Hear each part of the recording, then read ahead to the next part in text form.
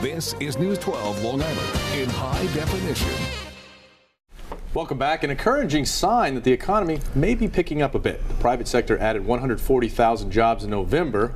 However, the government also shed 20,000, so you had a 120 net. That still brings the jobless rate down below 9% to 8.6%. There's a bit of bad news mixed in with this good news as well. There's a possibility that your taxes could go up at the end of the year.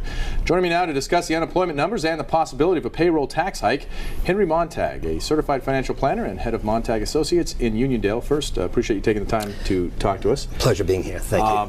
Okay, so the unemployment drops down to 8.6%. The numbers don't seem to really tell the whole story. Explain that. We have 120 net, but that's not really true well, job. It's right? exactly, Stone. It's a step in the right direction, but it's only a snapshot, and there are a number of other factors that one has to take into consideration. And the first being, initially, as we said, there are 120,000 jobs, but when you look a little bit more closely, you find that 50,000 of those jobs are seasonal cyclical type jobs. Okay. And those are the jobs that we're adding for the holidays. And I'm concerned that in a few months from now, once those cyclical jobs leave, that we could see another spike. And on top of that, there's also, we found out, an additional 300,000 workers who, for one reason or another, just gave up.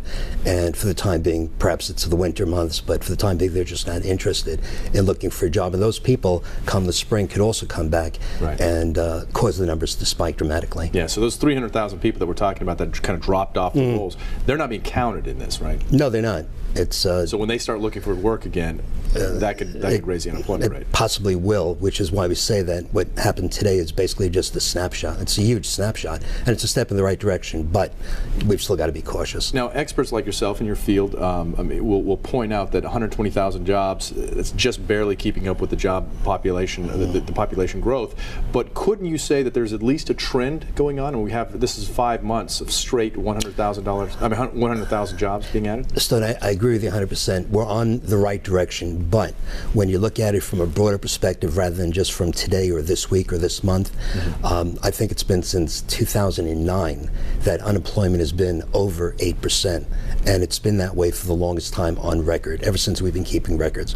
So yes, it's a good step in the right direction, but we're still way above, and 8.6% is still a very, very high number. We're talking about, literally 5.7 million people who are unemployed for at least 41 weeks, and then we're talking about another 13 million people that are just unemployed, period. So again, step in the right direction, but we've got some work to do. Okay, let's take this from the national level and move it into Long Island. The numbers aren't going to be out for a couple of weeks as far as how this affects Long Island, the island itself, but we're certainly below the national average when it comes to unemployment.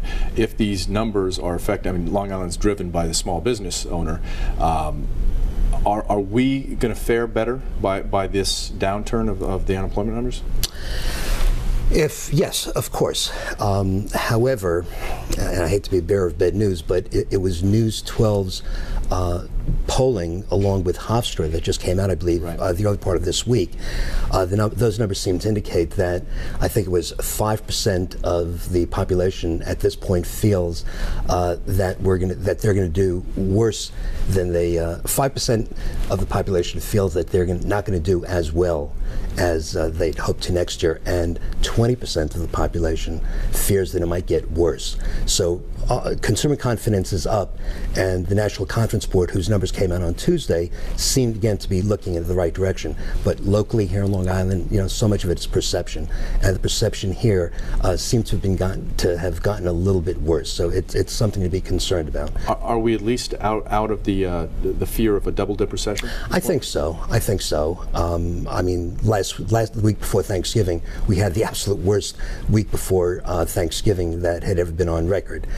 This week we're having the best. So again, it's what have you done for me lately? And if we can leave on a positive note, then hopefully consumers can look at this as a reason to go out and spend, and employers can look at this as perhaps a good reason to go out and employ other people and get the economy rolling again. Okay, let's move now to the payroll tax cut extension. This is an extension that dropped what you pay into your Social Security, 6.2% originally, dropped it down to 4.2%, and it's been there for a year. That expires December 31st. It looks looks like Congress right now is having a tough time whether they're going to agree to extend that for another year. What are the implications that we're dealing with here? Well, it depends. If you're a Democrat, you look at it as it's a great opportunity to be able to give benefits now and worry about how to spending for it later. That's the point. How to pay for it later. $120 billion is this cost. Right? It's no chump change. Right. And on the other side of the fence, of course, we have the Republicans who are committed to not allowing any sort of a tax increase, and they're looking at this as we're not going to go ahead and spend any additional dollars unless we know where to cut from. Now, they have a very good idea as to where they thought that money could be cut from. However, the combination of the hiring freeze, not the hiring freeze, but of the freeze on raises right. For the next 5 years, that was one issue. That would be just for federal workers. Yes, and not hiring any additional people, but then letting go of 10,000 people. That was one way of the Republicans trying to handle it. But many Republicans and Democrats don't know if it's worth $120 billion price tag because the money comes in so slowly. Yes, everybody would love to have the additional $2,000 in their pocket, right. but the money comes in on a weekly basis, so it's not as if it's creating a windfall. And the fact is that it doesn't really look like it has created much in the way of jobs. Although Senator Boehner just mentioned the other day that it could be, but he's really cut between a rock and a stone. Right. Because if Senator Kyle said something opposite, just the opposite.